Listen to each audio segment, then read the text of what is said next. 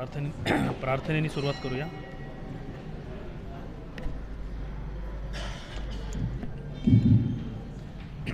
प्रार्थनेने सुरुवात करूया. नमश्री यतिराजाय विवेकानंदसूरये सच्चित् सुखस्वरूपाय स्वामिने तापहारिणे स्वामिने तापहारिणे. नमस्कार. सर्वप्रथम रामकृष्ण सत्संग मंडळाचा मी खूप खूप आभारी आहे. रामकृष्ण सत्संग मंडळाचे सर्व पदाधिकारी, उपस्थित मुख्य अतिथी आणि इतर श्रोतागण. जसं आपल्याला सगळ्यांना माहिती की आज 10 तारीख आहे आणि आज स्वामीजींची तिथीपूजा आहे. हिंदू कॅलेंडरनुसार स्वामींचा बर्थडे.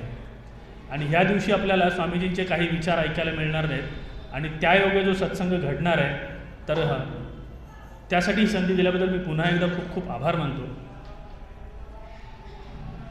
स्वामीजी शिकागोमधून एका स्वामी रामकृष्णानंदांना लिहिलेल्या पत्रामध्ये म्हणतात की त्याची कृपा बघून मी थक्क झालो आहे. ते म्हणतात की त्याची कृपा बघून मी थक्क झालो आहे आणि मी जिकडे जातो आहे तिकडे लोक मला अगदी डोक्यावरती घेत आहेत आणि लोकांनी मला एक चक्रीवादळी संन्यासी असं नाव दिलेलं आहे म्हणे. जिथे जातो भयंकर लोकांची गर्दी होते आणि सगळे लोक माझा जसा उदो उदो करतायत.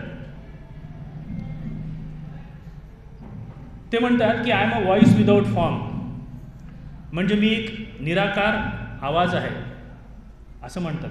पुन्हा दुसऱ्या एका पत्रात ते म्हणतात,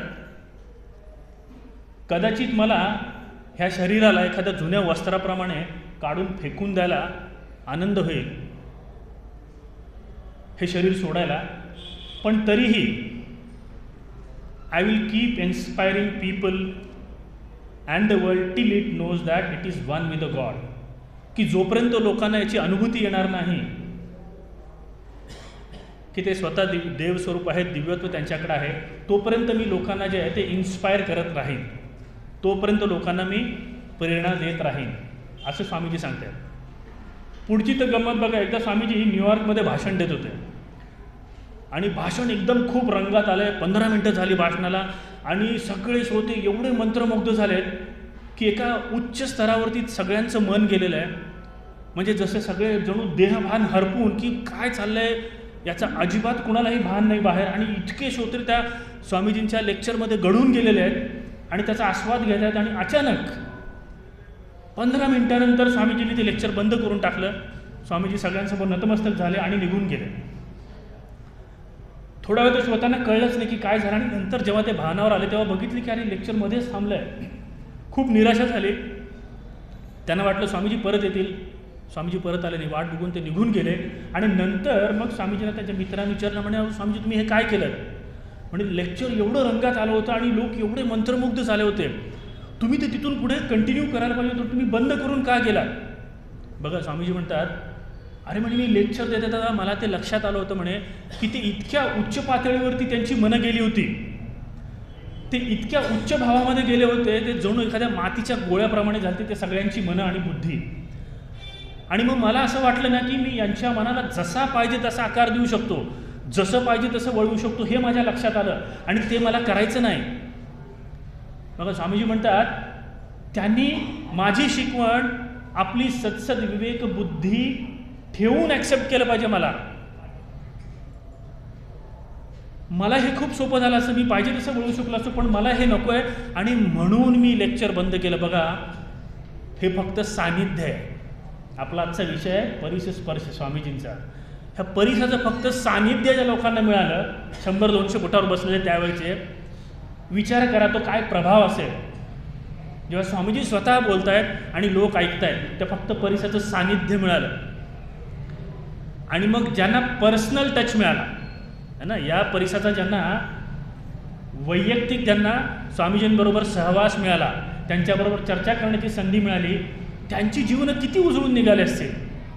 म्हणून बघा उगाच रोमरोला म्हणत नाही, फ्रेंच नोबेल लॉरेट रोमरोला काय म्हणतो की हे स्वामीजींचे विखुरलेले जे विचार आहेत ते मी जेव्हा त्यांच्या पुस्तकामधून वाचायचा प्रयत्न करतो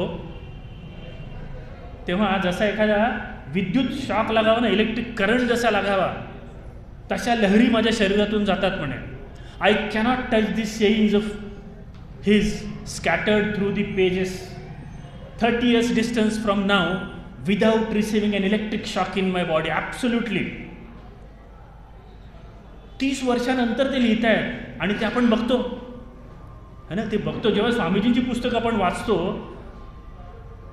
वृत्तपत्रासारखं नाही, न्यूजपेपर रीडिंग नाही, म्हणजे वाचलं ठेवून दिलं नाही.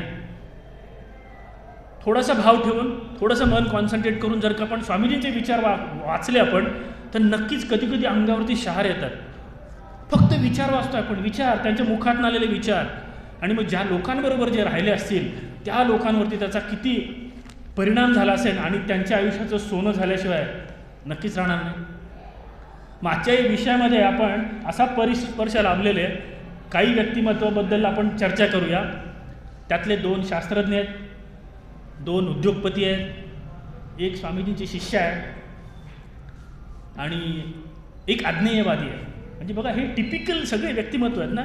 आपल्यापैकी बहुतांश लोकांना स्वामीजी म्हणजे धर्माबद्दल बोलणारे असा बहुतेक लोकांना समज. पण स्वामीजींची मित्रमंडळी बघा, वेगवेगळ्या क्षेत्रातले, आणि ते त्यांच्या क्षेत्रातले बाप लोक आपण म्हणतो ना. काय ना, परिसानं सोनं करायला पण ना आधी लोखंड असायला लागतो. तुकाराम महाराजांचा अभंग आहे ना, त्यात ते म्हणतात ना, परिसाजवळ जर का खापर आलं तर होईल का सोनं. We want muscles of iron and nerves of steel in which and a mind in which is having a strength of thunderbolt. Muscles of iron and nerves of steel, म्हणजे त्या माणसाची ती ताकद पाहिजे स्वामीजींच्या सहवासात यायला पण आणि त्याचा फायदा व्हायला पण. एलॉन मस्कचं नाव तुम्ही ऐकून असाल है ना. एलॉन मस्क म्हणजे जे थोडंफार न्यूजपेपर असतात त्यातलं असं कोणी नसेल की बाबा एलॉन मस्क त्याला माहीत नाही है ना. सध्याच्या जगातला सर्वात श्रीमंत व्यक्ती. त्याच्या बऱ्याच कंपन्या आहेत, ओपन आहे, स्पेस एक्स आहे, आणि एक कारची कंपनी आहे. कारच्या कंपनीचं नाव माहिती आहे का कोणाला? टेस्ला है ना. टेस्ला फेमस कार, एक खूप महागडी कार आणि बिना ड्रायव्हरची कार. आता घरी गेल्यावर काय करा, आता मी तर सांगतोय, टेस्ला हे नाव त्यांनी का दिलं असेल बघा. अमेरिकेतला नाही, जगातला सगळ्यात श्रीमंत व्यक्ती आहे तो, आणि त्यांनी त्याच्या कारच्या कंपनीचं नाव दिलं टेस्ला. कोण होता हा टेस्ला? हे नाव आहे निकोला टेस्ला है ना. आणि हा निकोला टेस्ला, ज्याच्या नावावरती आज 21व्या शतकात जगातली सर्वात महागडी आणि तंत्रज्ञानाने सगळ्यात पुढे असलेली कार टेस्ला कार आहे. हा निकोला टेस्ला स्वामीजींच्या समोर लेक्चरला मांडी घालून बसायचा. त्यावेळेचा अतिशय जगतविख्यात असा हा शास्त्रज्ञ होता. तर बघा, निकोला टेस्लाचं सुरुवातीचं आयुष्य जे आहे ते एक सामान्य घरातून जन्माला आलेला. तो क्रोएशियामध्ये त्याचं शिक्षण झालं, सर्बियामध्ये त्याचा जन्म झाला. क्रोएशियामध्ये तो पॉलिटेक्निक कॉलेजला गेला, पण तिथं पण त्याला काय कंप्लीट इंजिनिअरिंग करता नाही आलं. त्याच्यानंतर पुढे युनिव्हर्सिटीमध्ये गेला, तिथेही त्याला डिग्री कंप्लीट नाही करू शकला तो शेवटपर्यंत. नंतर त्याने ड्राफ्टमनची नोकरी धरली, एक ड्राफ्टमन म्हणून तो काम करत होता. त्याच्यानंतर परत ड्राफ्टमन सोडल्यानंतर परत तो बुडापेस्टमध्ये दुसरी एक त्यांनी इलेक्ट्रिशियनची नोकरी धरली, ती जमली नाही. आणि हाच काळ होता जवळपास 1882. आणि 1882मध्ये पहिल्यांदा आपण जो रोटेटिंग मॅग्नेटिक फील्ड म्हणजे फिरतं चुंबकीय क्षेत्र, म्हणजे अजून सोप्या शब्दात सांगायचं म्हणजे आपल्या शेतामध्ये जे इंडक्शन मोटर असते, पंप जो लागलेला असतो, तो पंप ज्या आधारावरती चालतो, ज्या प्रिन्सिपलवरती चालतो, त्याचा शोध ह्या टेस्लाने लावला. तो टेस्ला नसता तर आज आपल्या शेतांवरती तो पंप नसला असता. 1882मध्ये एका मित्राबरोबर बागेमध्ये फिरत असताना, सूर्यास्त होत असताना त्याला ही कल्पना सुचली. आणि ही कल्पना पुढे जाऊन आजच्या जगामध्ये जसं आपण बघतोय की त्या कल्पनेवरती किती पुढे प्रगती झाली. नंतर 1884मध्ये हा टेस्ला न्यूयॉर्कमध्ये शिफ्ट झाला, अमेरिकेमध्ये आला. आणि जेव्हा अमेरिकेमध्ये आला तेव्हा खिशामध्ये काही सुट्टे पैसे होते, काही त्याच्या नोट्स, काही कविता आणि काही चित्र त्याच्याबरोबर होती. बघा, आपण दुसरा एक अभ्यास केला ना, ही जेवढी मोठी मोठी लोक आहेत ना त्यांच्या क्षेत्रातली, असं खूप तुम्हाला रेअर सापडेल की ते फक्त त्यांच्या क्षेत्रात बाप आहेत. त्यांच्या क्षेत्राशिवाय पण कित्येक क्षेत्रामध्ये त्यांना रस असतो आणि कदाचित म्हणूनच ते आपल्या क्षेत्रामध्ये जास्त यशस्वी होतात, जे खरे यशस्वी आपण ज्यांना म्हणतो. तर हा टेस्ला 1884मध्ये अमेरिकेमध्ये आला. काही वर्ष त्यांनी एडिसनबरोबर काम केलं, थॉमस एडिसन है ना, थॉमस अल्वा एडिसन. आपण म्हणतो की ज्याने बल्बचा शोध लावला, आपण पुढचे व्यक्तिमत्व त्याचा पण उहापोह करणार आहे. थॉमस एडिसन आणि बल्बचा शोध. काही वर्ष त्यांनी एडिसनबरोबर काम केलं, पण मग त्याच्याबरोबर पटलं नाही. कारण जनरली टेस्ला AC वरती रिसर्च करत होता, अल्टरनेटिंग करंट, आणि थॉमस अल्वा एडिसन DC वरती डायरेक्ट करंट. आणि त्याच्याबरोबर कदाचित दोघांचे विचार पण नाही जमले. कारण निकोला टेस्ला हा जो होता त्याचा उद्देश हा कमर्शियल इंटरेस्ट नव्हता त्याच्या शास्त्रीय दृष्टिकोनामध्ये किंवा शोधामध्ये. शास्त्रीय दृष्टिकोनाचा किंवा जे शोध लागतात त्याचा जास्तीत जास्त उपयोग समाजासाठी, देशासाठी, इतर लोकांसाठी कसा करता येईल, हे एक प्रकारे त्याचं ध्येय होतं. आणि मग त्याचं आणि एडिसनचं काही विशेष असं जमलं नाही. त्यामुळं मग त्यांनी ते एडिसनला सोडून त्यांनी स्वतः आपली लॅबोरेटरी सुरू केली आणि नंतर अनेक शोध लावत गेला तो निकोला टेस्ला. अल्टरनेटिंग करंट लावला. अच्छा, आणि कोलंबियन एक्सपोजिशन जे होतं, जिथे स्वामीजी आपले शिकागो लेक्चरला गेले होते, तर तिथेच बाजूला एक कोलंबियन एक्सपोजिशन होतं है ना. आपल्याला माहिती आहे स्वामीजी रोज तिथं फिरायला जायचे त्या एक्सपोजिशनमध्ये. स्वामीजींना खूप इंटरेस्ट होता. तर तिथली लाईटिंग अरेंजमेंट जी आहे ती टोटली निकोला टेस्लाच्या तंत्रज्ञानावरती केलेली होती. अल्टरनेटिंग करंटचा वापर करून पूर्ण लाईटिंग त्यावेळेस त्या निकोला टेस्लाच्या तत्त्वज्ञानावरतीच केली होती आणि त्यांनी लावलेल्या शोधांवरतीच केली होती. या निकोला टेस्लाने किती पेटंट घेतले असतील बरं? पेटंट माहिती आहे ना, की आपण एखादा शोध लावतो आणि मग त्याचं पेटंट घेतो. म्हणजे आजकालच्या जगात एक पेटंट है ना, एक पेटंट केलं तर PhD मिळाली, डॉक्टर झाला, त्याचं आयुष्य संपलं. म्हणजे अरे क्या कर दिया मैंने लाईफ में, पेटंट ले लिया. या निकोला टेस्लाच्या नावाने 300 पेटंट होते. किती? 300 पेटंट. आणि आता विचार करा, हा निकोला टेस्ला स्वामीजींच्या समोर का बरं मांडी घालून बसत असेल? स्वामीजी पत्रात म्हणतात एका की मी एका शास्त्रज्ञाला ओळखतो, त्याला जेवायला जायची वेळ नाही, आपल्या लॅबमधून बाहेर जायची त्याला वेळ नाही, परंतु तो माझ्या व्याख्यानासाठी जेव्हा मी वेदांतावरती व्याख्यान देतो तासन तास उभा राहतो, तो जिथे जागा मिळेल तिथे बसतो. हा निकोला टेस्ला आहे, सामान्य माणूस नाही आहे, विचार करा. आणि मग असा शास्त्रज्ञ ज्याच्या नावाने 300 पेटंट आहे, ज्याचं नाव 21व्या शतकात इलॉन मस्क आपल्या कंपनीला देतो, तो निकोला टेस्ला स्वामीजींच्या समोर मांडी घालून बसलाय. जेव्हा कंपॅरिझन करायला लेवल मिळते ना, मग तेव्हा विचार करा की स्वामीजींची शिकवण काय असेल. आणि मग ह्या दोघांची भेट झाली आणि मग निकोलाला जे स्वामीजींचे वेदांतिक सिद्धांत होते ते इतके आवडले ते त्याला इतके आवडले की स्वामीजींची जी शिकवण आहे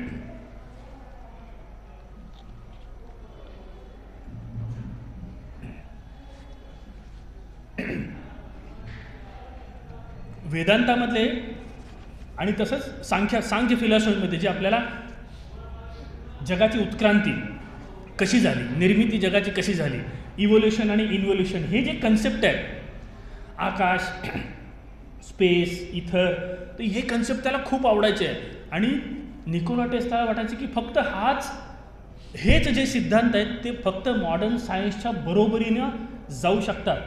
बाकी कुठलेच सिद्धांत धर्मामधले जे आहेत ते मॉडर्न सायन्सच्या बरोबर जाऊ शकत नाहीत. आणि स्वामीजी ते इतक्या प्रभावीपणे मांडायचे आणि ते ऐकण्यासाठी टेस्ला त्यांच्या समोर बसायचा. एवढंच नाही, टेस्लाने स्वामीजींचा फोटो आपल्या लॅबोरेटरीमध्ये लावला होता बघा.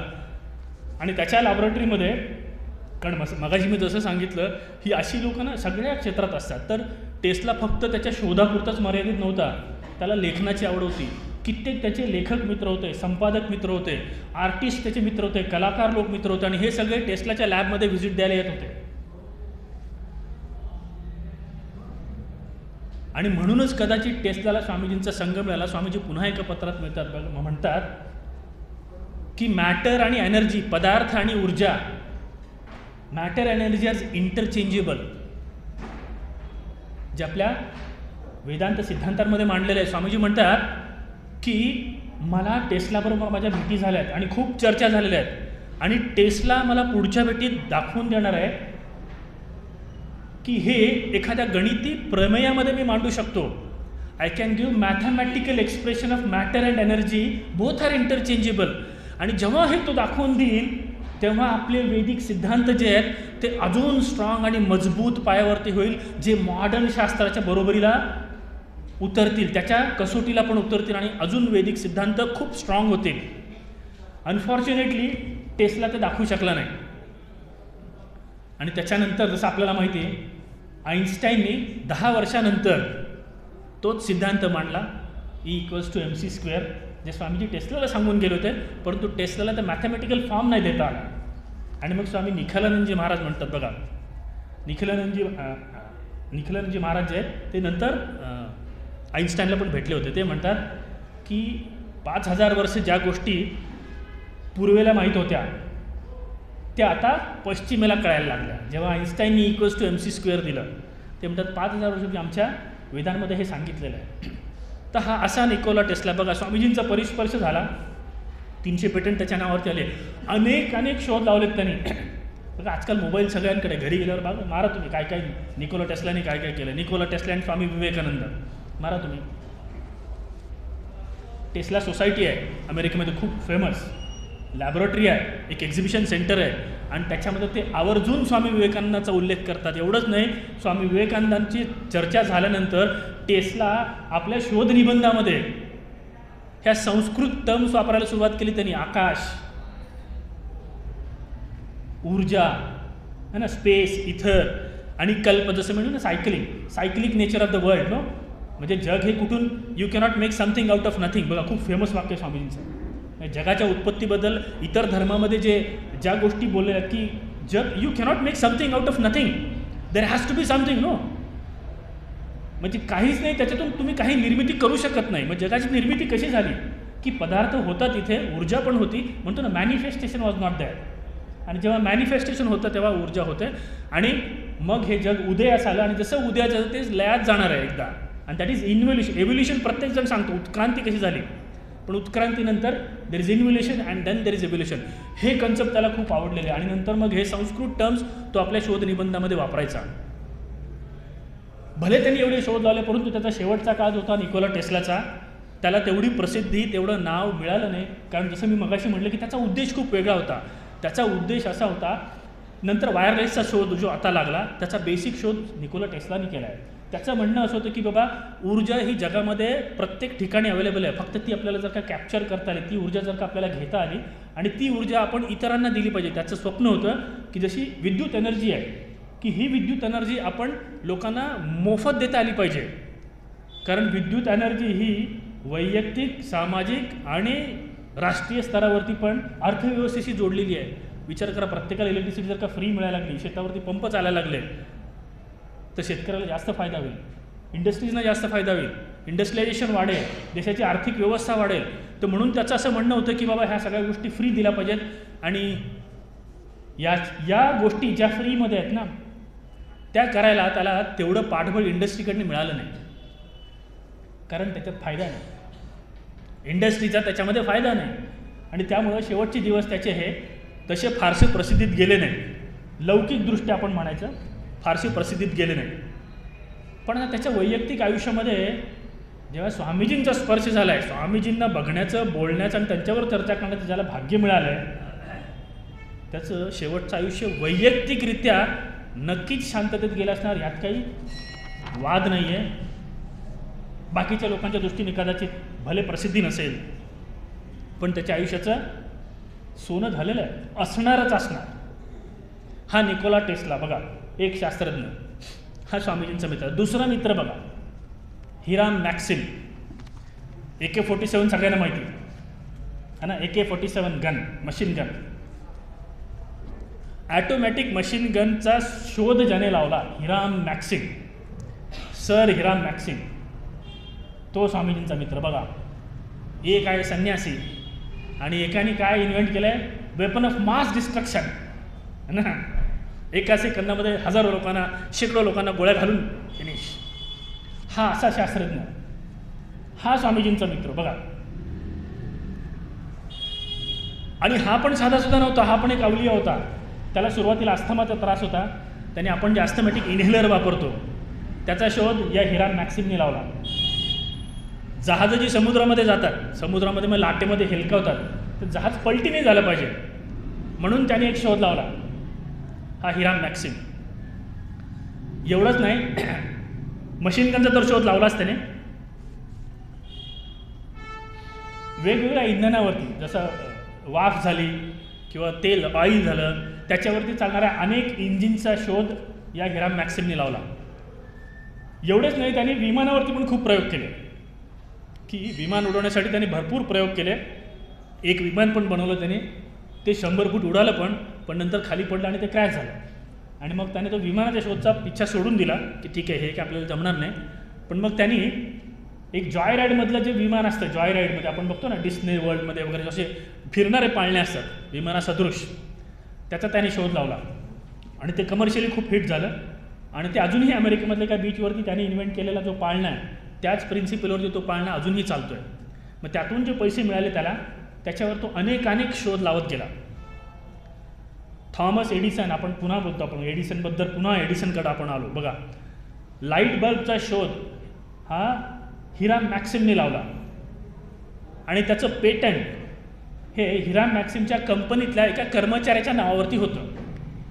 आता हिराम मॅक्सिम, आता स्वामीजींचे मित्र असेच, स्वामीजींचा मित्र हिराम मॅक्सिम, त्याला पेटंट कायद्यातल्या एवढी जास्त माहिती नव्हती, पण एडिसनला सगळी माहिती होती.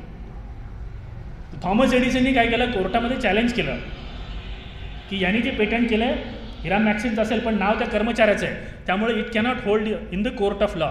आणि त्याचबरोबर त्याला पेटंटच्या लॉची आणि कोर्टाची जास्त माहिती असल्यामुळे थॉमस एडिसन ती केस जिंकला आणि ते पेटंट रद्द झालं. पेटंट रद्द झालं याचा अर्थ असा आहे की जेव्हा ते पेटंट रद्द झालं तेव्हा it is available to the public.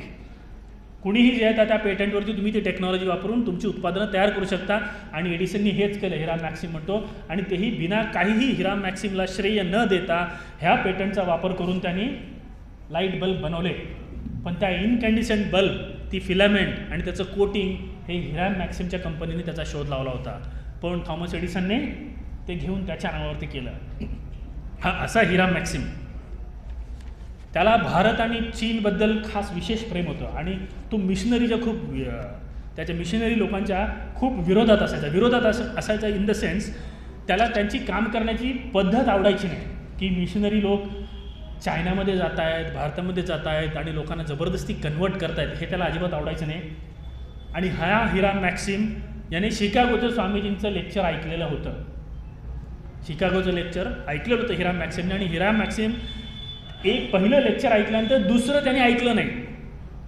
त्यांचं म्हणणं असं होतं, ते असं लिहितात की परफेक्शन कॅनॉट बी रिपीटेड.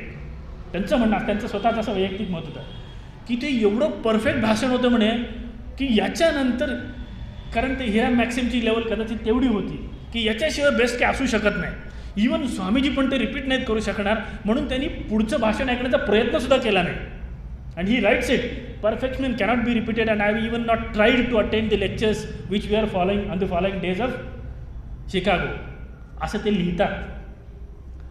पुन्हा जेव्हा स्वामीजी फ्रान्समध्ये गेले तेव्हा या हिराम मॅक्सिमची स्वामीजींची चर्चा झाली. आणि हिराम मॅक्सिमला पण तत्त्वज्ञानामध्ये, धर्मामध्ये खूप इंटरेस्ट होता. म्हणजे फक्त असंच नाही की तो फक्त आपल्या शास्त्रीय शोधापुरतंच ते मर्यादित आहे, नाही, त्याला फिलॉसॉफीची, तत्त्वज्ञानाची खूप आवड होती, धार्मिक गोष्टीची पण खूप आवड होती. आणि म्हणून मग तो स्वामीजींबरोबर चर्चा करायची. आणि दोघांच्या चर्चा इतक्या रंगायच्या सांगतात की एके दिवशी चर्चा करत जेवणाच्या टेबलवरती बसले 1 वाजता आणि 4 वाजले तरी दोघांच्या गप्पा चालू आहेत. आणि ते लिहितात की तू कसलं तरी पुस्तक दाखवतोय हिराम स्वामीजींना आणि स्वामीजींची त्याच्यावरती चर्चा चालू आहे. आणि पुढे बघा 20 वर्षानंतर एक पुस्तक लिहिलं गेलं. त्या पुस्तकाच्या फॉरवर्डमध्ये हिराम सुंदरपणे स्वामीजींचं वर्णन करतो. तो सांगतो शिकागोमध्ये एक धर्मपरिषद भरवली गेली होती आणि त्याचा उद्देश असा होता मिशनरी लोकांचा की आपण ह्या सगळ्यांचा धुव्वा उडवून टाकू आणि जगाला दाखवून देऊ की फक्त आम्ही जे काय आहोत ते आहोत. पण म्हणे तिथं एक बहादूर आणि वीर संन्यासी आला होता आणि त्यांनी केलं सगळं उलटं काम. म्हणे त्यांना वाटलं होतं आपण ह्याला सगळ्यांना असंच पुसून टाकू, पण त्यांनी ज्या पद्धतीने धर्म मांडला, ज्या नवीन प्रकाशात धर्माची मांडणी केली, ते पाहून ते बोलले त्यांच्याकडे उत्तरच नाही. आणि ते एवढे गोंधळलेल्या अवस्थेत आहेत, एवढे संभ्रमलेल्या अवस्थेत आहेत, त्यांना काय करावं हे सुचेनासं झालं आहे. आणि आपल्या देशातील लोक ह्या मिशनरींना लाखो डॉलर्स देऊन भारतामध्ये आणि चीनमध्ये पाठवत आहेत तिथल्या गरीब, अनाडी, अधर्मी लोकांना, हेतन्स म्हणतात ना, हेतन्स, गरीब, अनाडी, अधर्मी लोकांना धर्म शिकवण्यासाठी आपल्या इथल्या काही मूर्ख मुली, इज अ सिली गर्ल्स, आणि शिकलेले मूर्ख, स्वामीजी सांगतात, some silly girls and some educated simpletons, भारी वाक्य हिराम लिहितो, आणि मूर्ख मुली आणि शिकलेले मूर्ख लोकांना लाखो डॉलर खर्च करून अशा अधर्मी, गरीब, अनाडी लोकांना शिकवण्यासाठी आपण मिशनरींना पाठवतोय, त्यांना वाचवण्यासाठी हे प्रयत्न करतायत. आणि मग तो लिहितो, आणि हा एक नमुना बघा, यांच्या वाचवण्याच्या प्रयत्नातून वाचलेला, हे मिशनरी जे वाचवायला जात आहेत त्यांच्या प्रयत्नातून वाचलेला हा नमुना बघा म्हणे, स्वामीजींच्या बद्दल ते बोलतात. आणि यांच्याकडे एवढं ज्ञान आहे, अमेरिकेतले जेवढे धर्मगुरू आहेत, अमेरिकेतले जेवढे मिशनरी आहेत, त्या सगळ्यांना एवढी माहिती आहे, त्याच्यापेक्षा कित्येक पटीने जास्त धर्माची माहिती ही यांना आहे. आणि ते म्हणतात यांच्याबरोबर आर्ग्युमेंट करणं इज इम्पॉसिबल, तुम्ही आर्ग्युमेंट करू शकत नाही. आणि पुढं ते म्हणतात, जसं मांजर उंदराबरोबर खेळतो ना, तसे हे ह्या लोकांबरोबर खेळतात. स्वामीजींबद्दल तो सांगतो बघा, मांजर उंदराला पकडलं कसं घेतात स्वामीजी, तसे ह्या मिशनरी लोकांबद्दल खेळतात, त्यांच्याकडे काय पर्याय उरला नाही आता. आणि मग आता ते काय करणार बघा, तो म्हणतो तेच जे आत्तापर्यंत करत आले, मग त्यांनी यांना सैतान म्हणून डिक्लेअर केलेलं आहे. म्हणजे मग नंतर आपल्या सगळ्यांनाच माहिती की काही जे धर्मांध पाद्री होते, मिशनरी होते, जे स्वामीजींच्या मागे लागले है ना, त्यांना बदनाम करण्यासाठी विविध बऱ्याच गोष्टी आपल्या सगळ्यांना माहीतच आहे त्या. मग तो हिराम म्हणतो की पुन्हा त्याच गोष्टी यांनी पुन्हा त्यांना सैतान म्हणून डिक्लेअर केलेलं आहे. पण त्यांनी जी धर्माची मांडणी केली ज्या नव्या प्रकाशात, ती खरोखरच वाखाणण्याजोगी आहे, असा हा हिराम मॅक्सिम म्हणतो. आणि अशा प्रकारे तो स्वामीजींचं वर्णन करतो आणि त्या पुस्तकामध्ये तो लिहितो आणि म्हणतो की याच्यामुळे कमीत कमी या वर्षामध्ये अमेरिकन लोकांचे $10 लाख वाचले. आणि अमेरिकन लोकांनी आता विचार करायला सुरुवात केली की खरोखरच अशा मूर्ख लोकांना आपण तिकडे पाठवायचं का, जिथं असे लोक आहेत, म्हणजे स्वामीजींसारखे लोक आहेत, त्या लोकांना आपण धर्म शिकायला आपले पैसे देऊन पाठवणार.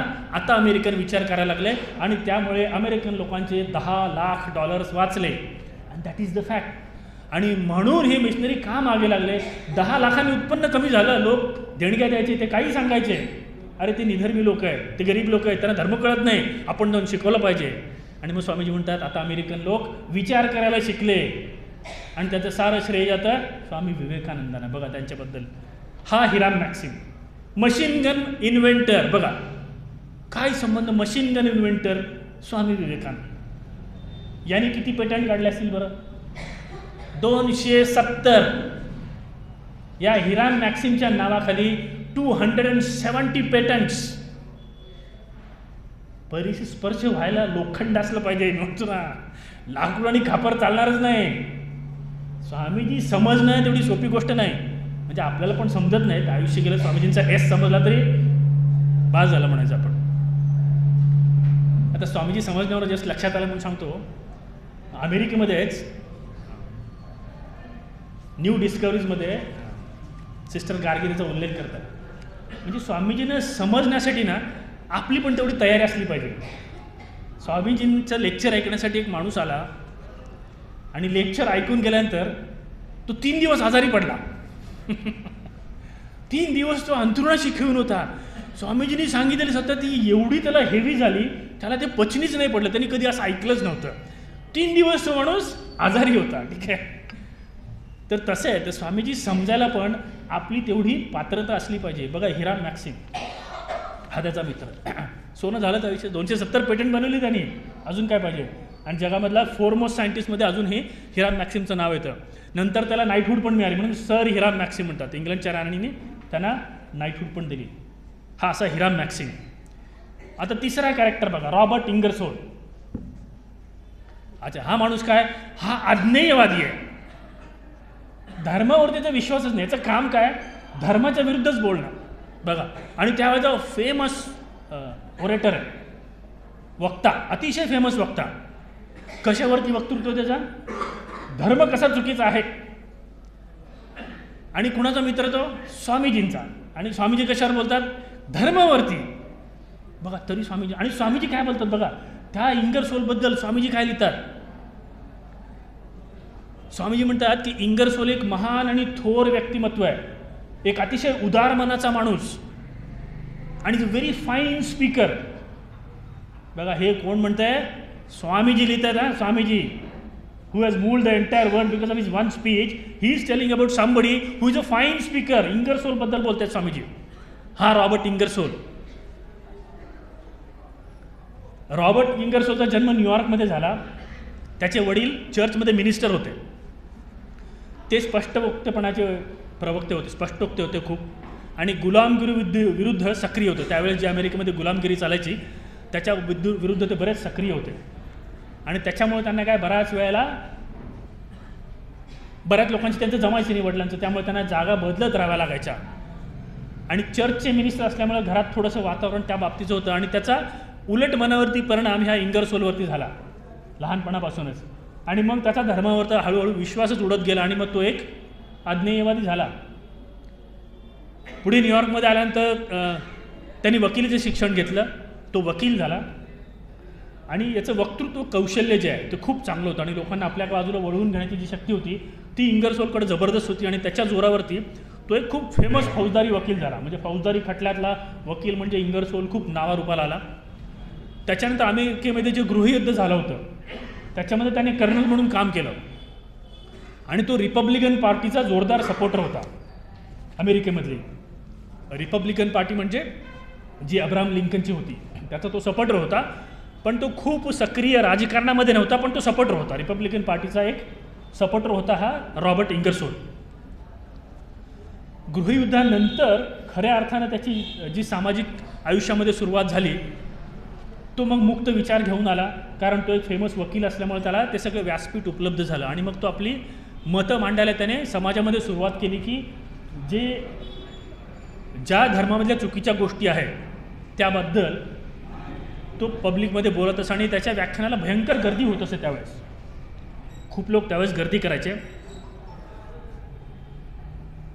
आणि त्याची आणि स्वामीजींची भेट झाली तेव्हा तो इंगरसोल स्वामीजींना म्हणतो, बघा त्यांना स्वामीजीचे विचार खूप आवडले, आणि तो उलटं म्हणतो, अहो स्वामीजी म्हणे तुमच्या कामासाठी मी पार्श्वभूमी तयार करून दिली तुम्हाला. धर्माच्या बाबतीत ज्या चुकीच्या कल्पना आहेत, ज्या अंधविश्वास आहेत ते हटवण्याचं काम मी केलं, त्यामुळे तुमचं काम स्वामीजी सोपं झालं आहे म्हणे, असं तो स्वामीजींना म्हणायचा. आणि बोलताना त्यांनी एकदा स्वामीजीने सांगितलं म्हणे, अहो तुम्ही ज्या स्पष्टोक्तीपणाने बोलताय, जे तुम्ही उपदेश देताय, आणि जे इथल्या लोकांच्या जीवनमानावर, राहणीवर, जीवन जगण्याच्या पद्धतीवर ज्या पद्धतीने तुम्ही टीका करताय म्हणे, तुम्ही जर का 50 वर्षापूर्वी या देशामध्ये आला असतात तर कदाचित या लोकांनी तुम्हाला दगडाने ठेचून मारलं असतं, तुम्हाला फासावरती लटकवलं असतं, जिवंत जाळलं असतं म्हणे तुम्हाला. बघा स्वामीजी जाण्याच्या 50 वर्षापूर्वीचा अमेरिका काय होता. स्वामीजी म्हणतात काय सांगता, म्हणजे एवढे धर्मांध म्हणे. हो स्वामीजी, 50 वर्षापूर्वी तुम्ही आले असते तर ही अशी हालत झाली असते म्हणे. स्वामीजींनाही आश्चर्य वाटलं की Americans can be so fanatic 50 years just before Swamiji reaching there. आणि मग दोघांचे फील्ड्स टोटली डिफरंट आहेत. एक धर्माबद्दल बोलत आहेत, एक धर्माच्या विरुद्ध बोलत आहेत. त्या दोन्ही उपदेशकांमध्ये उपदेश देण्याची पद्धती जी आहे ना त्याचं स्वामीजीच खूप सुंदर वर्णन करतात. आणि मग हा इंगरसोल स्वामीजींना म्हणतो की I believe this orange of world, म्हणजे हे जग हे जसं एखादं संत्र आहे, ते म्हणे मला ह्या संत्र्याचा पिळून रस काढायचा आहे. जन्म मृत्यू आहे नाही माहीत नाही, मग जोपर्यंत आहे, जसं आपलं चारवाक फिलॉसॉफी होती, खाओ पिओ मस्त रहो, अशा टाईपचे इंगरसोलचे धर्म विर्म कुछ नहीं है, आगे पीछे पुनर्जन्म नथिंग, जब तक मैं हूँ I should enjoy my life. हे जगाचं संत्र जे आहे ना ते पिळून त्यातला रस काढला पाहिजे, त्याचा आनंद घेतला पाहिजे, बाकी गोष्टीचा विचार नाही केला पाहिजे. मग स्वामीजी बघा त्याला काय भारी सांगतात. स्वामीजी म्हणे बरोबर आहे, तुझं बरोबर आहे म्हणे, फक्त आपल्या दोघांमध्ये फळांचा बदल आहे म्हणे. तू संत्र निवडलेस आणि मी आंबा निवडलाय म्हणे. आणि मग स्वामीजी त्याला म्हणतात मला घाई नाही आहे, मला माहिती आहे की मला घाई नाही आहे, मला पोरंबाळं नाही आहेत, त्यांचा विचार नाही आहे, मी सगळ्या मनुष्यामध्ये देव बघतो, आणि त्यामुळं मला हे संत्र पिळण्याचा वेगळाच आनंद येतो. ते म्हणे जर का तू असं तुझं फळ पिळलं तर त्यातून रस जास्त मिळेल. आणि परत त्याला म्हणतात की म्हणे कदाचित तुला जर का असं वाटत असेल की मागचा पुढचा काही विचार नाही करायचा, धर्माचा विचार नाही करायचा, अस्तित्वाचा विचार नाही करायचा, जीवन कशासाठी याचा विचार न करता केवळ जीवन जगण्याचा विचार करण्यातच जर का सगळं काही असेल तर म्हणे मी आत्महत्या करेन, हाच जर का विचार करायचा असेल मला. तुला ते आवडत असेल ठीक आहे, ते तू कर, पण ते माझ्यासाठी नाही आहे. तुझा जो शोध आहे तो जीवन जगण्यावरती आहे, माझा जो आहे तो जीवनावरती आहे. I want to know why of a thing I live how to children. मला हे अस्तित्वावरचा प्रश्न आहे की हे जीवन का आहे, कसं जगायचं ते मी म्हणता लहान मुलांसाठी सोडून देतो. बघा स्वामी म्हणतात I want to know why of everything I live how to children, वो बच्चों के लिए मैं छोड़ देता हूँ, बच्चे लोग ढूंढेंगे क्या करना है. जीवनाच्या अस्तित्वाचा आणि जीवनाच्या उद्देशाची ज्याला माहिती नाही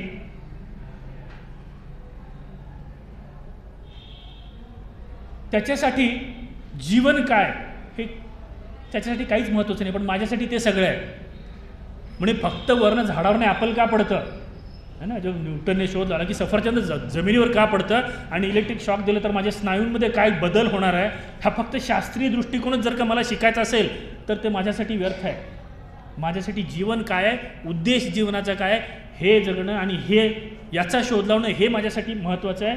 शास्त्रीय दृष्टिकोन असणं ही खूप चांगली गोष्ट आहे. स्वामीजी म्हणतात खूप चांगली गोष्ट आहे, त्याचा तुला लखलाभ असो, पण मला माझ्या पद्धतीने माझं जीवन जगू दे. तुझे विचार इतरांवरती लादू नकोस. ते तुला ठीक वाटत असेल हरकत नाही, चांगली गोष्ट आहे. माझ्यासाठी ते काही नाहीत, माझा शोध काहीतरी वेगळा आहे.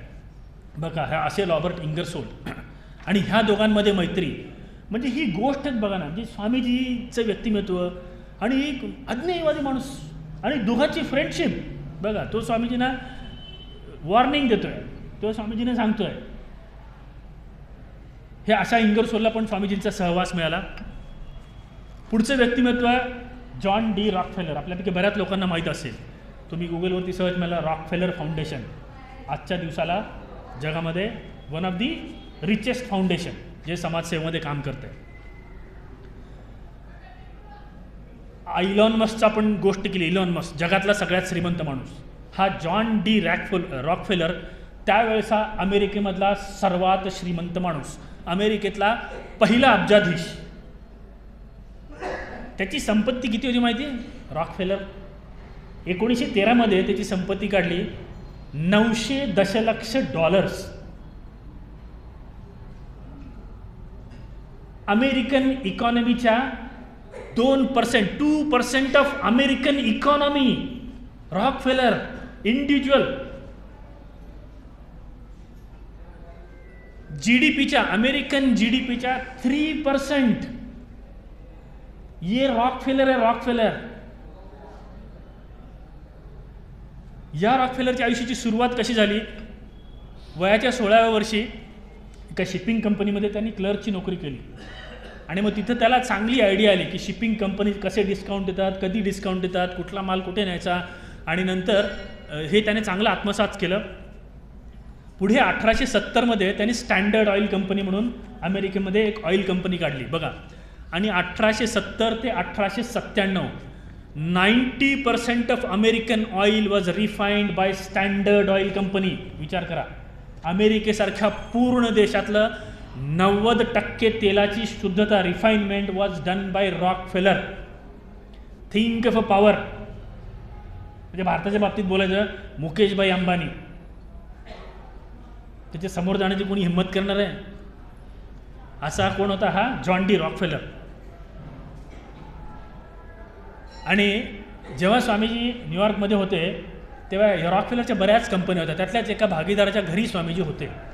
आणि रॉकफेलरकडे बरीच संपत्ती होती. भले त्यावेळेस तेवढी नव्हती आपण जेवढी आत्ता बोललो आहे, पण या standard oil company was the biggest oil company in New York. तर एका भागीदाराच्या घरी स्वामीजी थांबलेले, पण याच्याकडे शांती नव्हती. खूप पैसे होते, तत्त्वज्ञान त्याला माहीत होतं आणि खूप कडक स्वभावाचा होता तो. प्रचंड इच्छाशक्ती आणि कडक. त्याच्यासमोर कोणी उभारायची हिंमत नाही करणार. साहजिक आहे, एवढ्या श्रीमंत माणसासमोर कोणी उभारलं तर तो आपल्याला उभा करेल का? नाही करणार. पण त्याचं मन खूप अशांत होतं. मग त्याला त्याच्या मित्रांनी सांगितलं, अरे म्हणे तिथे एक साधू हिंदू संन्यासी आला आहे, तू त्याला का नाही भेटत? तर Rockefeller thought it is inferior to meet a monk. Beggar monk from India, भारतातून आलेला एक कफल्लक संन्यासी, मी रॉकफेलर त्याच्याकडे जाऊन मी काय मागणार म्हणे त्याला. त्यांनी धुडकावून लावलं. पण एक दिवशी त्याला ही गॉट एन इम्पल्स, आतमधून ती जी इच्छा झाली की नाही आज मला भेटलंच पाहिजे, आणि ते सरळ तडक घरी जातात.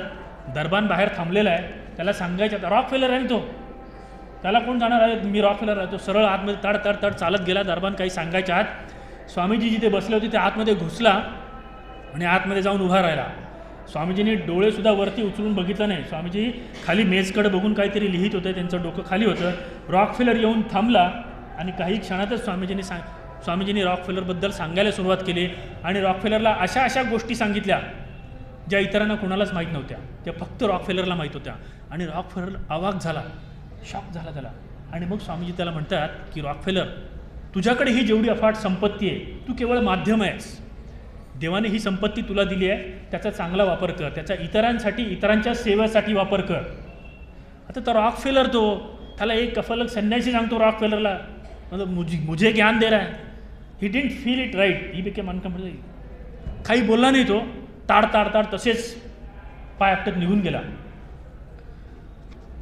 स्वामीजींचे शब्द ते आपण म्हणतो ना, परीस आहे, डायरेक्ट टच आहे, राहणार का तो शांत? शक्यच नाही. It will work, those thoughts will work. It did work. एक आठवड्यानंतर तो परत आला आणि एक वर्तमानपत्र पुन्हा त्याच स्टाईलने धाड धाड धाड धाड घुसून गेला. स्वामीजी परत बसलेले आहेत. एक वर्तमानपत्र टाकतो त्यांच्या समोर ते आणि म्हणतो, Swami you should thank me now. आणि त्या वर्तमानपत्रामध्ये एक न्यूज दिलेली असते की रॉकफेलरने एक मोठी रक्कम जी आहे समाजासाठी दान केलेली आहे. स्वामीजी ते वृत्तपत्र घेतात, वाचतात, बिना वर डोळे करतात, रॉकफेलरला सांगतात, Rockefeller you should thank me.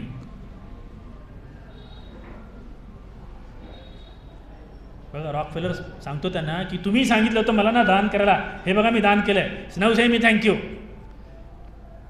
Swami Rockefeller you should thank me because, बघा दुसऱ्या ठिकाणी स्वामी सांगतात, it is a privilege to be charitable. Because God has given you something to give from. It is privilege to be charitable, to be able to help someone. जेब में है तभी तो दे सकते हो. So you should thank God because He has given me an opportunity to be charitable. म्हणजे देवानं मला ही संधी दिली की माझ्याकडे असलेले पैसे जे काय ते मी इतरांच्या भल्यासाठी वापरू शकतो. आणि समोरचा घ्यायला तयार पाहिजे ना, समोरच्यानी घेतलंच नाही तर. जसं भगवान बुद्धांच्या बद्दल ती कथा आहे ना, ते भिक्षा मागायला जातात आणि एक जण येतो त्यांना शिव्याची लाखोली वाहून टाकतो. आणि मग ते बुद्ध काय म्हणतात, आय डोंट ॲक्सेप्ट दिस, तुझी भिक्षा मला अमान्य आहे. मग ते सगळे तुझेच झाले ना परत. तर तसं आहे, तर चॅरिटी करायला मिळणे हे पण भाग्य आहे. आणि that was the first social donation by Rockefeller. आणि या रॉकफेलरला असा परिस्पर्श झाला आणि त्यानंतर rest is history. Rockefeller foundation is one of the biggest foundation in the world currently. तिथून सुरुवात झाली रॉकफेलरची सामाजिक आयुष्यामध्ये आणि मग त्यांनी खूप सारे फाउंडेशन्स बनवले. धर्मासाठी त्यांनी पैसे खर्च केले. आपण त्याला पिवळा ताप म्हणतो आणि हुकवर, त्याच्यासाठी त्यांनी केले. शिकागो विद्यापीठाची त्याने स्थापना केली. फिलिपाईन्समध्ये त्याने एक विद्यापीठ उघडलं. आणि अशी कित्येक कामं त्यांनी लोकहिताची या रॉकफेलरनी करायला सुरुवात केली. 3% ऑफ अमेरिकन GDP आणि 2% ऑफ अमेरिकन, पूर्ण अमेरिकन अर्थव्यवस्थेचा 2% ज्याची संपत्ती होती. 900 दशलक्ष असा माणूस स्वामीजींच्या समोर येतो. बघा म्हणजे, आणि Swamiji without a single penny in his pocket roam the entire world twice. खिशामध्ये एक पैसा नसताना जगाची चक्कर एकदा आणि दोनदा मारून आले. बघा, असा हा रॉकफेलर. त्याच्यानंतरचं आपलं उदाहरण आहे जमशेदजी टाटा. आता त्यांच्याबद्दल जास्त सांगायची गरज नाही आपल्याला. टाटा ग्रुप, टाटा कंपनी सध्या कुठे आहे? अमेरिकेतून जेव्हा स्वामीजी अमेरिकेसाठी चाललेले होते तेव्हा जमशेदजी पण जपानसाठी चाललेले होते. जमशेदजी ज्या हॉटेलमध्ये थांबलेले होते, काही दिवसांतर स्वामीजी पण त्याच हॉटेलमध्ये येणार होते. स्वामीजी त्याच हॉटेलमध्ये आले. दोघांनी एका मॅच बॉक्स फॅक्टरीला पण व्हिजिट केली. आणि हे टाटा सन्सच्या वेबसाईटवरती if you check it out तर तुम्हाला सापडेल. टाटा सन्स आणि त्यांचे पुण्याला टाटा मॅनेजमेंट ट्रेनिंग सेंटर आहे, खूप जुनं आहे. आणि त्यात त्यांनी एक्झिबिशन लावलं. टाटांचे जेवढे आत्तापर्यंत जे काही त्यांचे अवॉर्ड्स आहेत, right from Jamshedji to Ratan टाटापर्यंत, त्याच्यामध्ये पहिलं एक्झिबिट जे आहे ना ते स्वामीजी आणि जमशेदजीचं आहे. Very first exhibit. टाटा सनची वेबसाईट जर तुम्ही गुगलवरती मारली ना तर तुम्हाला सापडेल स्वामी विवेकानंद अँड जमशेदजी. आणि मग अशा मॅच फॅक्टरीमधून गेल्यानंतर मग जेव्हा जपान योकोहामाहून व्हँकोवरला चालले होते शिपमध्ये, तेव्हा पुन्हा दोघांची भेट झाली. त्यावेळी जवळपास 54 वर्ष जमशेदजीचं वय होतं. आणि मग तेव्हा दोघांमध्ये चर्चा झाली, दोघे भारतीय. आणि मग स्वामीजींनी त्यांना आपला अनुभव कथन केला की भारत भ्रमण केल्यानंतर त्यांना आपल्या भारतीय लोकांची जी दशा दिसली, इंग्रजांचे अत्याचार चालू आहेत आणि त्यासाठी आपल्याला इंडस्ट्रियलायझेशन किती महत्त्वाचं आहे याच्यावरती चर्चा झाली. आणि जमशेदजी हे नेहमी जपानला जायचे, अमेरिकेमध्ये जायचे आणि त्यांच्या स्टील प्लांटसाठी ते मशिनरी वगैरे आणायला जायचे. आणि त्यावेळी दोघांमध्ये चर्चा झाली की आपण किती दिवस बाकींच्याकडून इम्पोर्ट करत राहणार. आपण आपल्या देशामध्ये असे लोक तयार केले पाहिजेत, अशा संस्था तयार केल्या पाहिजेत ज्याच्यामुळे आपल्या देशामध्ये असे इंजिनियर लोक होतील, असे रिसर्च शास्त्रज्ञ पैदा होतील जे आपल्या देशाच्या आर्थिक भवितव्यासाठी किंवा इंडस्ट्रियलायझेशनसाठी आपल्याला मदत करतील. आणि मग जमशेदजी टाटांना हा विचार खूप आवडला. स्वामीजींनी त्यांना हे पण सांगितलं की तुम्ही मॅचबॉक्सची फॅक्टरी का नाही बनवत. त्यावेळेस टाटा सगळ्या मॅचबॉक्स जे आहेत ना ते इम्पोर्ट करायचे जपानहून. तुम्ही गुगलवरती गेला तर ते तुम्हाला मॅचबॉक्सचा पिक्चर पण मिळेल जे टाटा इम्पोर्ट करायचे. स्वामीजींनी त्यांना सांगितलं होतं की तुम्ही हे भारतामध्ये बनवा. त्यांनी माचीस नाही बनवली, पण नंतर स्वामीजींचे विचार घेऊन पुन्हा. आणि त्यावेळेस बघा, त्यावेळेस ते एक अननोन संन्यासी, त्यावेळेस ते विवेकानंद झाले नव्हते, शिकागोला पोचले नव्हते. त्यावेळेस जमशेदजीची भेट झालेली एक नॉर्मल ऑर्डिनरी संन्यासी म्हणून, पण त्यांचे विचार इतके प्रगल्भ होते त्याच्यामुळे जमशेदजी खूप इम्प्रेस झाले होते. आणि 5 वर्षांनंतर मग जमशेदजी स्वामीजींना पत्र लिहितात आणि त्यामध्ये ते मानस आपला लिहितात की म्हणे अशी एक, तुम्ही मला ओळखत असाल की आपली एका शिपवरती भेट झाली होती. बघा त्यात ते लिहितात. आणि मी अशा एक इन्स्टिट्यूट चालू करतो आणि माझी अशी इच्छा आहे की त्या इन्स्टिट्यूटचं डायरेक्टर जनरल किंवा चीफ तुम्ही व्हावं, तर ते इन्स्टिट्यूट खरोखरच खूप नावावर उपालेलं अशी त्यांची इच्छा होती, असं त्यांनी लिहिलेलं आहे. ऑफकोर्स स्वामीजींनी त्यांना काय उत्तर दिलं हे आपल्याकडं रिटर्नमध्ये त्याचा काही पुरावा नाही आहे, पण definitely Swamiji must have denied. मग स्वामीजींनी निवेदितांना पाठवलं त्यांची मदत करण्यासाठी. आणि आज जे आपण Indian institute of science Bangalore बघतो ते तिथून सुरुवात झालेली त्याची. मग निवेदिता तिथे गेल्या. स्वामीजींनी मग निवेदितांच्या माध्यमातून जे म्हैसूरचे राजा आहेत त्यांनी 371 एकर जमीन त्या इंडियन इन्स्टिट्यूट ऑफ सायन्स बँगलोरला जे आहे त्याच्यासाठी दान केली. 5 लाख रुपये दिले आणि दरवर्षी 1 लाख रुपये देण्याचे कमिट केले म्हैसूरच्या राजांनी. आणि त्याच्यामध्ये निवेदिता वॉज व्हेरी इन्स्ट्रुमेंटल. आणि हे झालं कधी बघा, स्वामीजी 1902ला गेले, 1904ला जमशेदजी गेले आणि त्याच्या 5 वर्षानंतर 1909मध्ये जे आहे ते हे बँगलोर इन्स्टिट्यूट ऑफ सायन्स जे आहे ते त्यावेळेस तयार झालं. आणि त्याच्यामागे प्रेरणा जी होती ही स्वामी विवेकानंदांची होती. आणि त्याच्यानंतर मग Tata fundamental institute of research, मग बरेच टाटा जे आहेत त्या गोष्टी, ह्या गोष्टी ज्या रिसर्च फाउंडेशन्स वगैरे सुरू झाला त्याच्यामध्ये प्रेरणा ही स्वामी विवेकानंदाची होती. आणि हा परिचय स्पर्श जमशेदजी टाटांना पण झाला. आता जमशेदजी टाटा आणि आता टाटा ग्रुप काय आहे हे मी तुम्हाला वेगळं सांगण्याची गरज नाही आहे. सध्याची टाटा ग्रुपची संपत्ती काय आणि हा स्पर्श जो आहे तो जमशेदजी टाटांना पण झालेला आहे. मला तर आपली वेळ संपत आलेली आहे. 5 मिनटं चालेल, आपली वेळ संपत आलेली. पुढचे 4 कॅरेक्टर होते, आपल्याकडे वेळ नाही आहे त्यामुळे मग आपण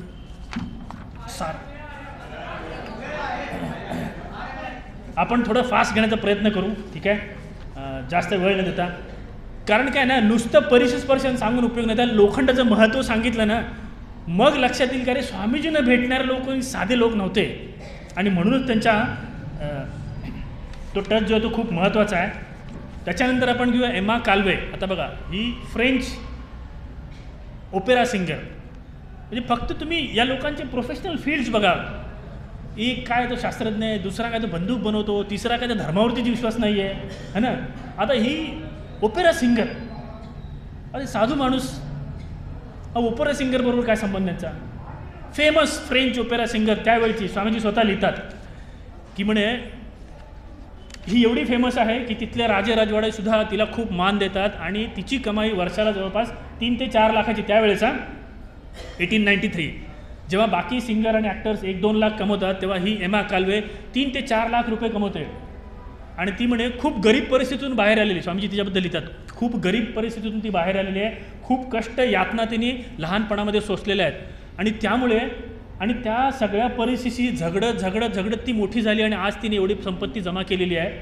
त्यामुळे तिच्या विचारांमध्ये खूप प्रगल्भता आहे, खूप ब्रॉड दृष्टिकोन आहे तिचा. बघा स्वामीजी म्हणतात, कारण तिने हे जवळून बघितले आहे, गरिबीचा अनुभव घेतला आहे, संघर्ष केला आहे आणि म्हणून ती बाकी इतर गायकांपेक्षा, इतर ॲक्टरपेक्षा खूप पुढे आहे. ती सुंदर आहे, तरुण आहे आणि तिचा दृष्टिकोन खूपच व्यापक आहे आणि म्हणून ती इथे आहे म्हणतात. ही एमा काल्वे, ही पण अतिशय सामान्य घराण्यातून आली. नंतर 1882मध्ये तिने ॲक्टिंगला सुरुवात केली. पहिली 10 वर्ष फ्रेंच ओपेरामध्ये ती होती, 10 वर्ष काही ठीकठाक होती. 1893 तिचं नशीब पालटलं, तिने एक भूमिका केली आणि ती सगळ्या अमेरिकेमध्ये फेमस झाली आणि पूर्ण युरोपचा नंतर तिने टूर केला. एका शोमध्ये जेव्हा तिचा शो चालू होता, तिची लहान मुलगी घरामध्ये एकटी होती आणि घराला आग लागली आणि त्या लहान मुलीचा देहांत झाला, ती जळून तिचा मृत्यू झाला. आणि या घटनेनंतर एमा काल्वेनी आपले शो बंद करून टाकले, आपले सगळे शो जे आहेत ना ते बंद करून, डान्स गायन सगळं बंद केलं आणि ती खूप डिप्रेशनमध्ये गेली. आणि तेव्हा तिला कळलं, तिची एक मैत्रीण होती मिसेस ॲडम्स, तिच्या घरी स्वामीजी होते आणि ती ॲडम्सनी सांगितलं की एक हिंदू संन्यासी आहे आणि बरेच लोक त्याच्याकडे जातात आणि तो बऱ्याच लोकांना मदत करतो, तू एक दिवशी जाऊन बघ म्हणे.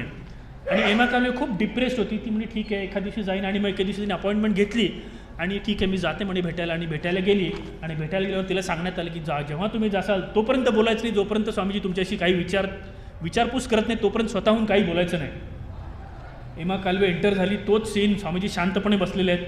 काही क्षण ती थांबली तिथे काही न बोलता आणि मग स्वामीजीने बोलायला सुरुवात केली. जशी ती एंटर झाली, स्वामीजी म्हणाले म्हणे बाळा किती अशांतमय वातावरण तुझ्या आजूबाजूला आहे, तुला शांत झालं पाहिजे, तू हे सगळं विसरलं पाहिजेस. आणि तिला सांगायला सुरुवात केली तिच्या आयुष्यातले असे प्रसंग जे तिच्याशिवाय कुणालाच माहीत नाही, असे खूप सारे प्रसंग सांगितले. आणि एमा काल्वे शी वॉज शॉक्ड. 36 वर्षाची होती त्यावेळेस ती. आणि मग ती एखाद्या लहान बालकाप्रमाणे विचारते, तुम्हाला माझ्याबद्दल कुणी काही सांगितलं आहे का? आणि मग बघा हे तिने माय लाईफमध्ये लिहिलेलं आहे. मग स्वामीजी एखाद्या लहान मुलाने एखादा मूर्ख प्रश्न विचारावा आपल्या आजोबांना, तेव्हा आजोबा त्यांच्याकडे कशा बघतात, त्याचा थोडं हसत थोडं स्मित करत की अरे काय मूर्खासारखा प्रश्न आहे. मग ते त्याच्याकडे स्वामीजी स्मित करत बघत म्हणतात, तुला असं वाटतं का की याची गरज आहे? म्हणजे तुला असं वाटतं का हे सगळं सांगायची मला कोणाला गरज आहे? मी तुला एखाद्या उघड्या पुस्तकाप्रमाणे तुझं मन मी वाचू शकतो आहे. आणि ती तिथे बसते आणि जेव्हा निघायला लागते पुन्हा स्वामीजी म्हणतात, तुला विसरलं पाहिजे, तुझ्या आध्यात्मिक प्रगतीसाठी, तुझ्या आरोग्यासाठी ते खूप महत्त्वाचं आहे.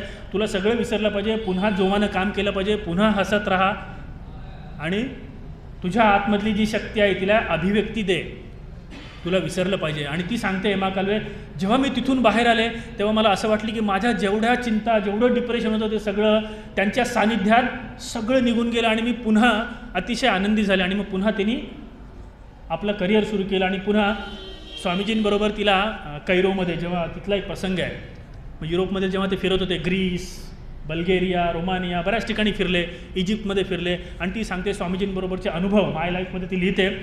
म्हणे स्वामीजींबरोबर जाताना ते सगळ्या गोष्टी जिवंत करायचे म्हणे. आम्ही जेव्हा ग्रीसमध्ये फिरायचो तेव्हा स्वामीजी त्या काळचे रिच्युअल्स, त्या काळच्या ज्या सभा असायच्या, त्या काळची मंदिरं, त्यावेळची पूजा अर्चा कशी व्हायची, एवढ्या विवलतेने सांगायची. आम्हाला असं वाटायचं की संपूर्ण ते आमच्यासमोर जिवंत झालं आहे.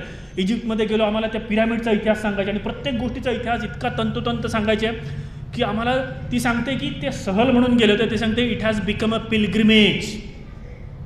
ते बोलतात स्वामीजींबरोबर फिरणं, आम्ही फिरण्यासाठी गेलतो पण ही एक तीर्थयात्रा झाली, ते बोलतात. बघा एमा काल्वे लिहिते. आणि त्याचं असं कित्येक वेळा झालं म्हणे, आम्ही रेल्वे स्टेशनच्या वेटिंग रूममध्ये बसलो आणि स्वामीजींनी बोलायला चालू केलं आहे आणि स्वामीजी सांगतायत आणि मी एवढं तल्लीन होऊन ऐकतोय. कित्येक वेळेला आमच्या ट्रेन चुकल्या, आमच्या लक्षातच नाही आलं, आमची ट्रेन येऊन निघून गेली प्लॅटफॉर्ममध्ये आणि आम्ही तिथेच अशा वेळेस अडकलो आहे की आम्ही अपरात्री आम्ही थांबावं लागलं, पुन्हा दुसऱ्या दिवशीची ट्रेन पकडायची होती. पण स्वामीजींच्या बोलण्यात आम्ही इतके गढून जायचो की आम्हाला वेळेचंच भान राहायचं नाही. आणि तेव्हा जेव्हा इजिप्तमध्ये स्वामीजी जात होते तेव्हा त्यांना सेवियरच्या मृत्यूची बातमी कळाली आणि स्वामीजी खूप इमोशनल झाले. आणि देन ही सेड की I want to go back to India now. आणि स्वामी इतके इमोशनल झाले. आणि मग एमाला कळालं की काय झालं. ती विचारते स्वामीजी काय झालं. म्हणजे मला भारतामध्ये परत जायचं, मला आता पैसे जमवायला लागतील, मी तिकीट काढेन आणि I will go to India because I want to die in India. आणि मग ती एमा काल्वे म्हणते what's that, I will make an arrangement for your ticket. ती म्हणते की तुम्ही काळजी करू नका स्वामीजी, त्या तिकिटाचे पैशाची जबाबदारी माझी, मी ते करेन. आणि ती स्वामीजींना म्हणायची मॉन पेरो, जे फ्रेंचमध्ये ज्याला आपण माय फादर, माझे वडील, असं ती स्वामीजींना संबोधित करायची, मॉन पेरो. तुम्ही चिंता करू नका. आणि जेव्हा ती एमा कालवे असं सांगते तेव्हा स्वामीजींच्या डोळ्यातून अश्रू येतात की कितीचे उदारपणा.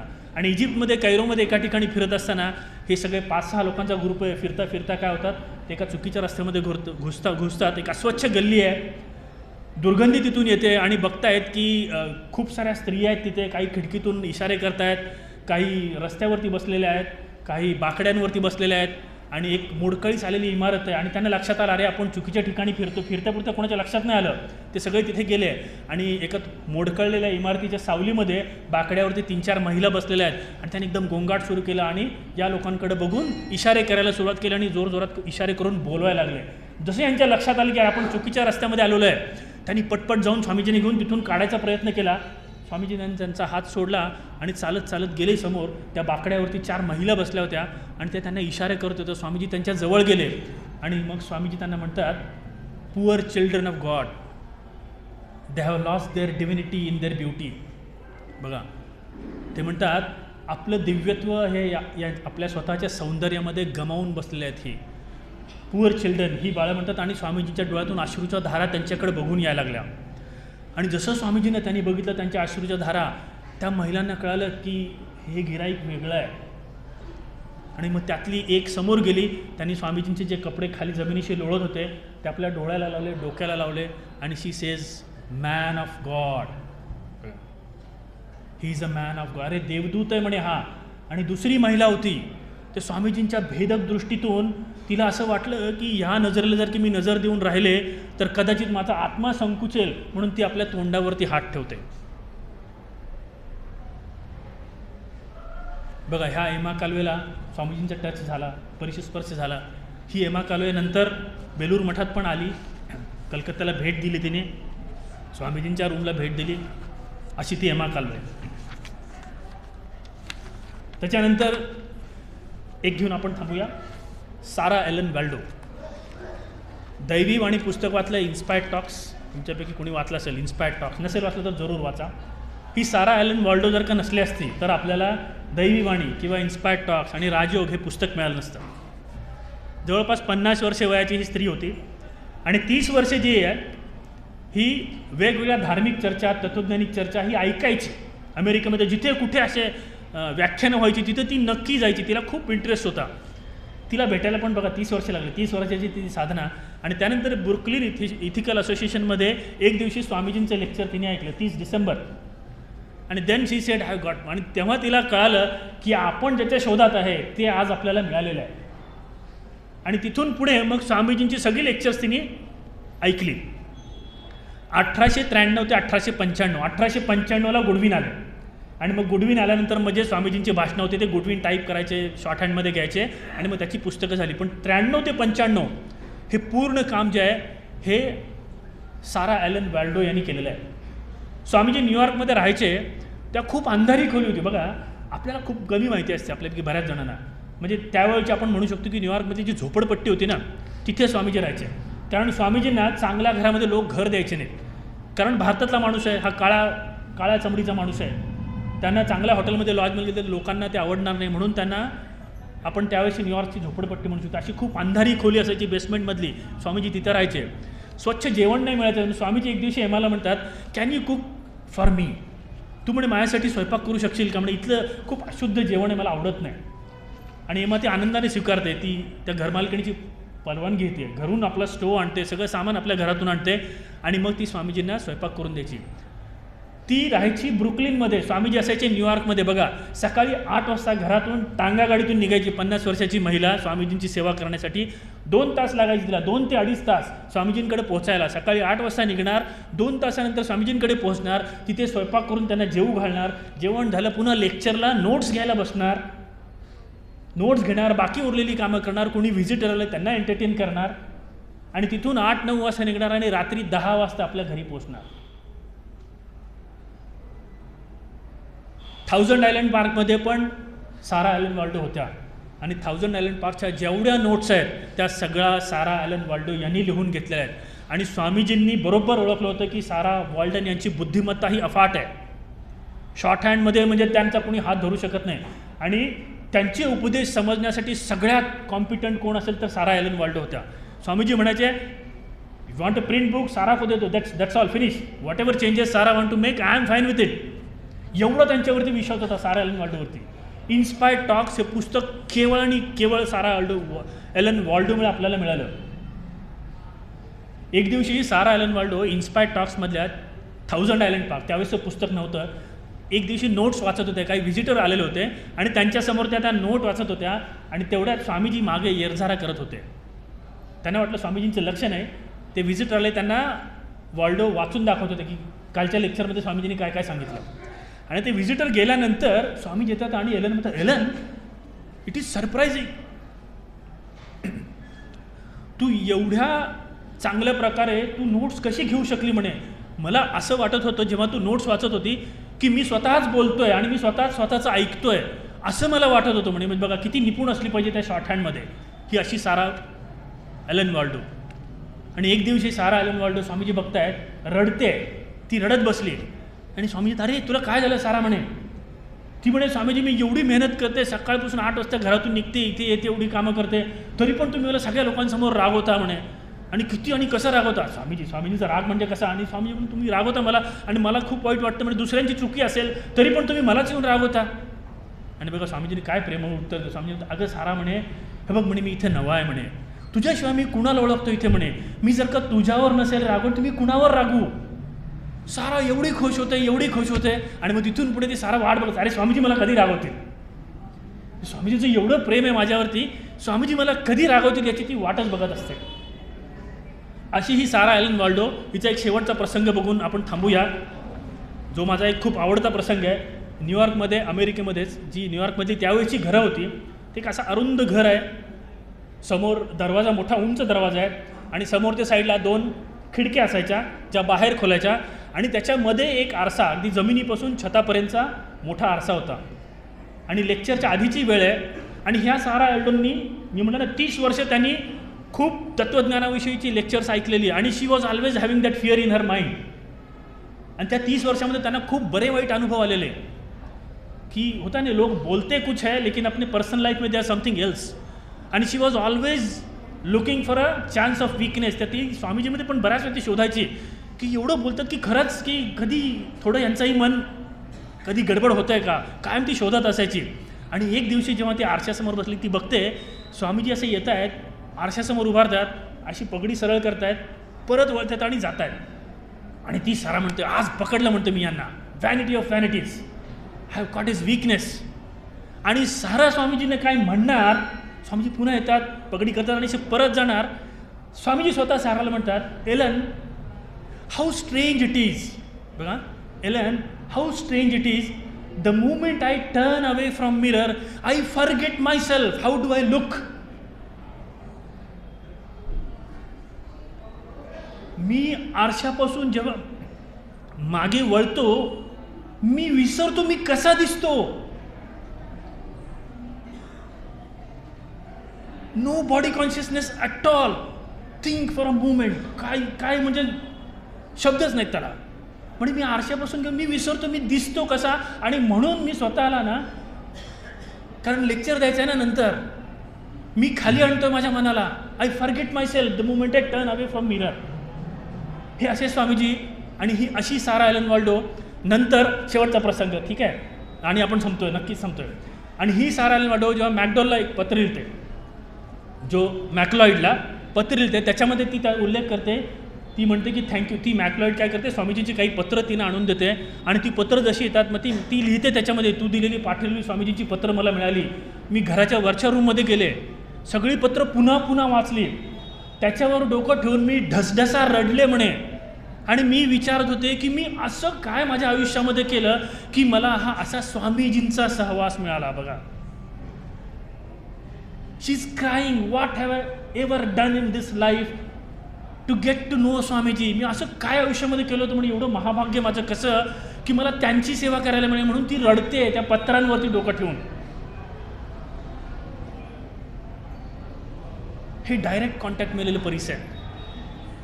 मला तर असं वाटतं ना, मोठ्या मोठ्या लोकांपासून आपण आपल्या लेवलवरती येऊया. हे भाग्य का कमी आहे का स्वामीजींचं लिटरेचर वाचायला मिळणं? हे महाभाग्य आहे, मी तुम्हाला सांगतो. आणि ॲज टाईम गोज ना, world will know what Swami Vivekananda has done. त्यांचे विचार वाचायला मिळणं, ऐकायला मिळणं हे महाभाग्य आहे, येरा गबाळ्याचं काम नव्हे. म्हणलं ना 3 दिवस आजारी पडला ऐकून, तेव्हा त्या परिसराचा अप्रत्यक्ष स्पर्श आपल्याला लाभला आहे. आणि ज्यांची मंत्रदीक्षा झाली तर मी तर म्हणून त्याला प्रत्यक्ष लाभला आहे. आता सोनं का होत नाही? कारण एवढी माती आणि चिखल लागलेलं आहे आपल्या अंगाला. प्रॉब्लेम परिसरामध्ये नाही आहे, प्रॉब्लेम आपल्यामध्ये आहे. थोडी थोडी माती जशी दूर करू तसा तसा एक एक कोपरा हळूहळू उजळायला सुरुवात होईल. पण आपल्याला नक्कीच परिस लाभलेला आहे. प्रॉब्लेम परिसरामध्ये नाही आहे, कधीच नव्हता.